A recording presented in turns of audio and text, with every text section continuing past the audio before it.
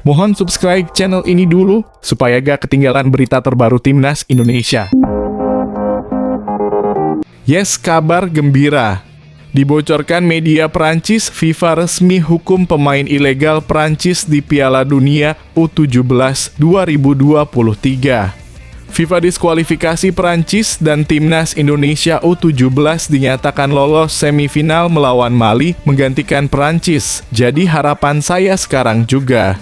Di sisi lain, media Prancis kabarkan situasi terbaru striker andalan negaranya di Piala Dunia U17 2023, Yanis Issoufou yang dituding sebagai pemain ilegal. Berdasarkan daftar susunan pemain yang diterima, Issoufou mendapatkan label N atau Not Eligible to Play, tidak memenuhi syarat untuk bermain.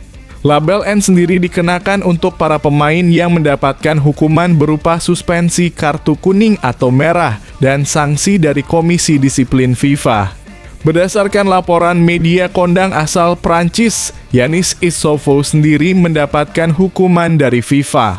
Yanis mendapatkan sanksi dilarang tampil bersama Timnas U17 Prancis selama sisa turnamen Piala Dunia U17 2023. Jika Prancis secara a priori tidak mengambil risiko apapun dalam kompetisi ini, FIFA telah memutuskan untuk menangguhkan sementara pemain Prancis tersebut, tulis Le Quipe. Ya, dengan ini sah bahwa pemain Prancis itu ilegal dan FIFA harus segera diskualifikasi Prancis dan Timnas Indonesia U17 sebagai tuan rumah dapat menggantikannya.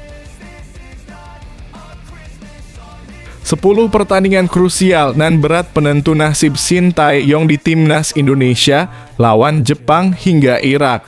Kabar terbaru dari Ketua Umum PSSI, Erick Thohir, hanyalah Shin Tae-yong mendapatkan kontrak jangka pendek hingga Juni 2024. Hal itu dikarenakan Shin Tae-yong masih dipercayakan memimpin Timnas Indonesia di 3 ajang penting, yakni babak kedua kualifikasi Piala Dunia 2026 zona Asia, Piala Asia 2023, dan Piala Asia U23 2024. Nantinya hasil dari ketiga turnamen tersebut akan menjadi pertimbangan PSSI untuk memutuskan melanjutkan kontrak Shin Tae-yong atau tidak.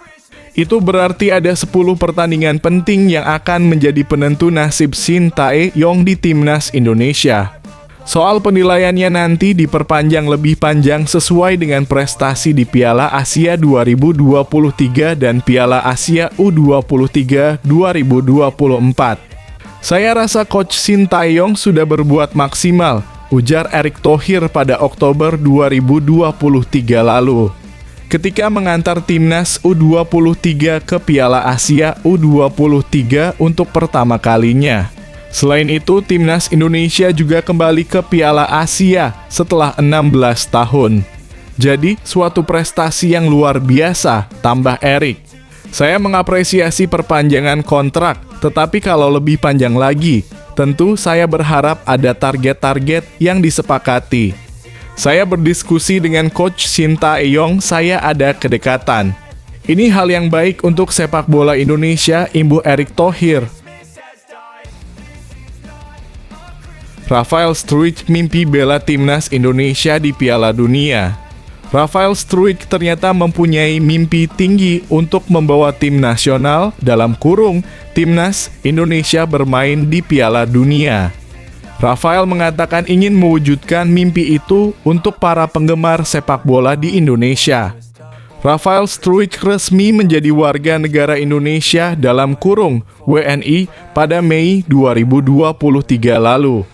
Sejak saat itu, pemain berusia 20 tahun tersebut sudah mencatatkan 7 penampilan bersama Timnas Indonesia di semua kelompok umur.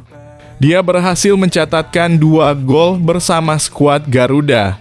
Meski baru setengah tahun berseragam Timnas Indonesia, Rafael mempunyai mimpi tinggi membawa Timnas Indonesia bermain di Piala Dunia suatu saat nanti.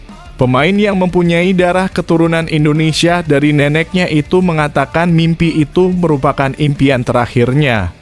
Rafael menyadari impian itu masih jauh, namun dia siap bekerja keras demi mewujudkannya. Impian terakhirku, kau tahu, aku hanya akan mengatakannya. Saya ingin bermain di Piala Dunia bersama Indonesia suatu hari nanti, kata Rafael. Kami belum benar-benar mengungkapkannya, tapi itu yang setinggi-tingginya. Negara itu tergila-gila pada sepak bola, jadi saya harap generasi kita bisa mewujudkannya, tambahnya bersemangat. Kini Rafael sedang berupaya meniti mimpinya dengan membela timnas Indonesia di kualifikasi Piala Dunia 2026 zona Asia. Timnas Indonesia yang berhasil menembus putaran kedua tergabung bersama Irak, Filipina, dan Vietnam di grup F.